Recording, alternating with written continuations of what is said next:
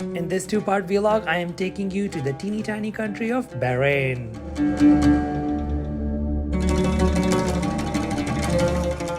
Welcome to the beach side of Bahrain. Now, I was told the best beach to go is Jazaer, which has been newly developed.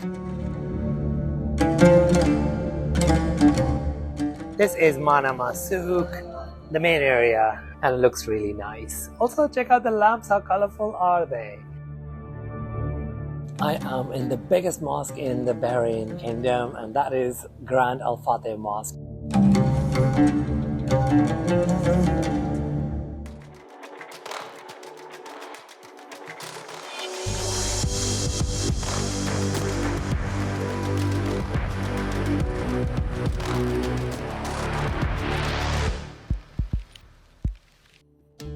In the first part of this two-part vlog, I took you to the Manama Souk, the Bab Al Bahrain, and we did an amazing tour around Bahrain. Don't forget to check it out if you haven't. The link is above.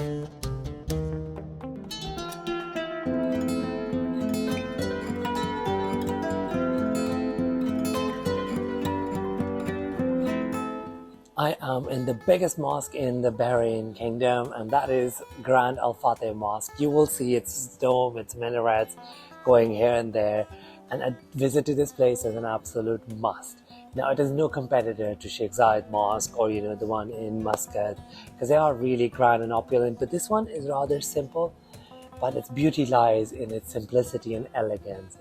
It's nice to walk around, and honestly, I just don't know how you can get over the beauty of all this geometry and symmetrical Islamic art. Every country has a slightly different take on it. These windows are my absolute favorite. I just can't get enough of this light play that comes with it.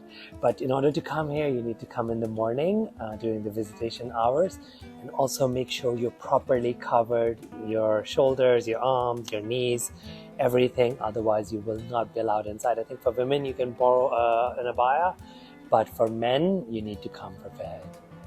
Let me show you what this beautiful mosque is like.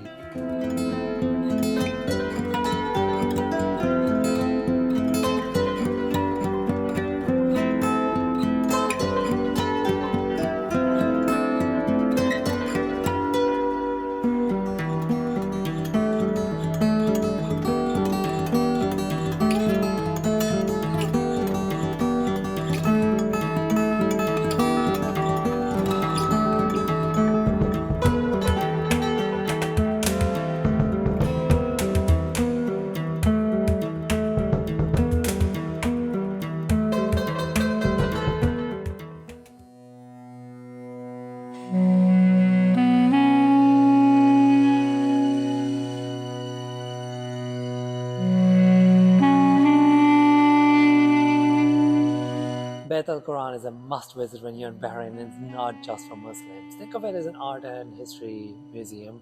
They house some of the rarest manuscripts of Quran, starting from the very early era all the way to the first printed copy and some of the modern manuscripts. But the most important thing is the level of detail and mastership of these calligraphers, which is mind-blowing. It's just so beautifully done. You just kind of, okay. I wish I could show you some of these, because sadly photography, videography is not allowed inside, so you'll have to come see it for yourself.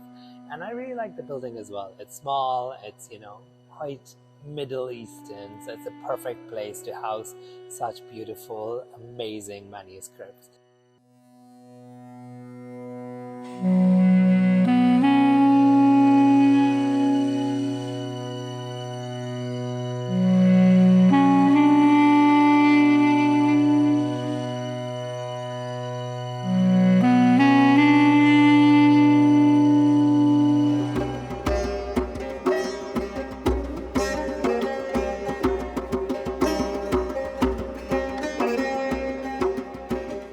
I'm at the Portuguese fort, or the Bahrain fort. Actually, it's a collection of two forts. So there's one here, the Portuguese fort, and there's one on the other side called the coastal fort. That's more in ruins. There's no entrance fee. There's a nice little cafe right next to it if you want to spend time. If you come here in the afternoon, which I tried yesterday, you could have the sunset right next to it on the beach. But I came a bit late and the sunset already happened.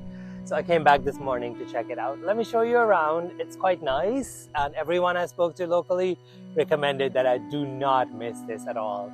Sadly, there's no public transport, so take an Uber when you come here. Let's go check it out. I made the mistake of coming here around 11 a.m. and it got really hot really quickly, and there's no cover around, so I was sweating profusely. It was still quite a nice place to visit, and I would recommend coming here a little bit later, close to the sunset or really early in the morning.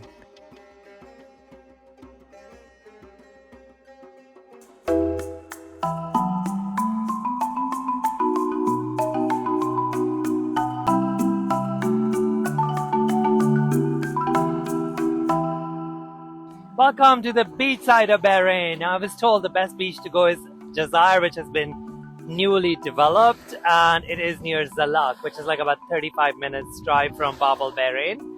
So that's what I did, and I am here. Now, I'm gonna be honest, I'm a little disappointed. I was expecting something better than this, but hey ho, I'm here. I'm gonna enjoy the sunset here, and the water is nice, it's warm. But the beach itself is pretty, I was expecting better.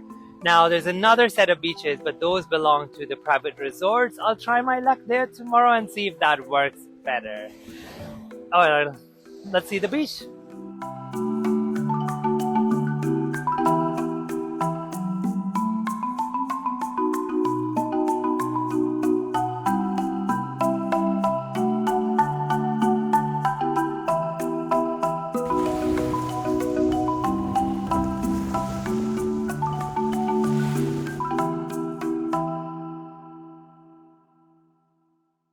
Okay, I figured it out. This is the beach you want to come to for the sunset. Look, it's much nicer now as close it is to the sunset, and also it's a little bit breezier, which is really nice. Now, I also want to talk to you about snorkeling and doing other stuff, because you can do like water stuff here, water sports like jet skiing and paddle boarding and all of that. Although I'm not sure how common it is, you can come to the beach and you can try it. I'm not too interested in it. I was more interested in snorkeling and going pearl diving.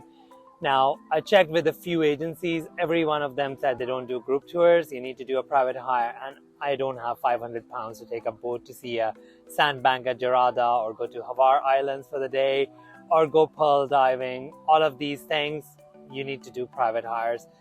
Sadly, tourism's not that developed here. So maybe when you come, it would have changed. But for now, I am really sad that I don't get to do it.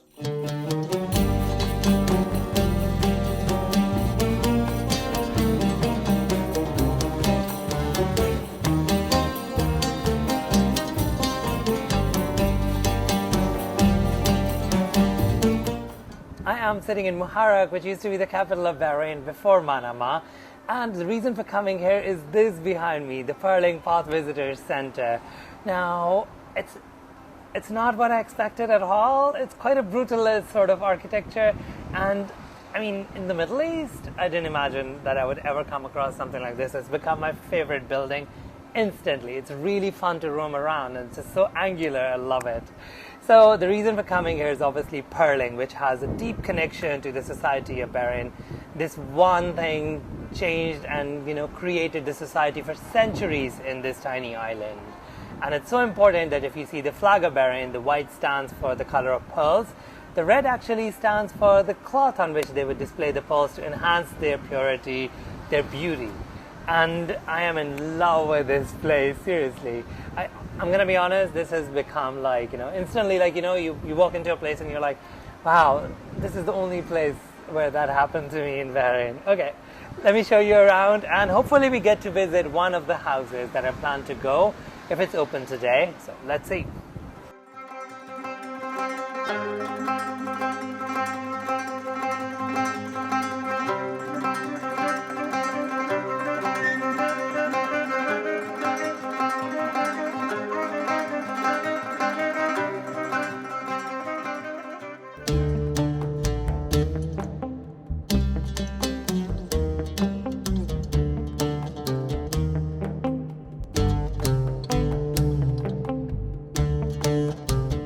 My last day is proving to be my lucky day, just when I was like almost disappointed that I won't be able to see anything actually local.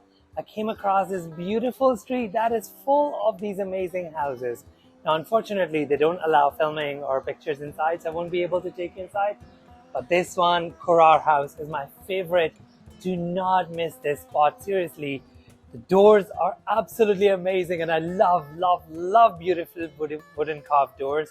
So I'm really thankful that I came here. But one more thing, you will see the houses are more traditional, which means they're beautiful little courtyards full of trees, and that kind of shows you how people used to create a little oasis even when the summers are really harsh here.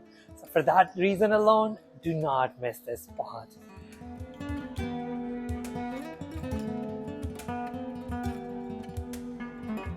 I'm sure you want to know more about Bahrain, so click on the link above, check out my Bahrain playlist.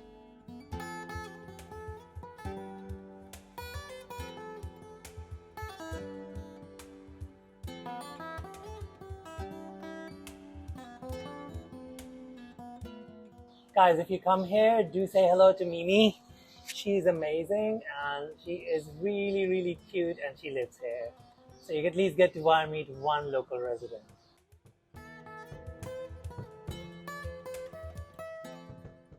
Do you want to travel with me? Don't forget to hit that subscribe button, and I'll bring you more amazing off the beaten path travel destinations.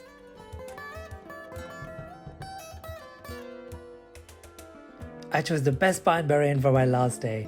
It is a luxury spa located inside the 5-star Grand Wyndham Hotel in Bahrain Bay Area and offers amazing views. I had a great massage and an amazing facial, and I loved that they had a snow room. They had amazing facilities, by the way, but my favorite was a sunset view at the infinity pool. Absolutely incredible. Well, it's a wrap from Bahrain, and I had a really fun 5 days here. Well, the first 2 were not so fun because I was trying to, get used to all the heat, and I was trying to find some trips to go to Jarada Sandbank or Havar Islands, or even to go snorkeling somewhere, but that didn't happen, and it was quite disappointing because I had such a great experience in Oman, which is right next door, right? So yeah, but then I got to know like a few things. I met some people, and cute little things, some eccentricities that only belong to Bahrain and Bahrain alone. So I'm quite happy that I got to know and experience this tiny little cute country. I am at the airport now waiting for my flight. The airport is really nice, by the way.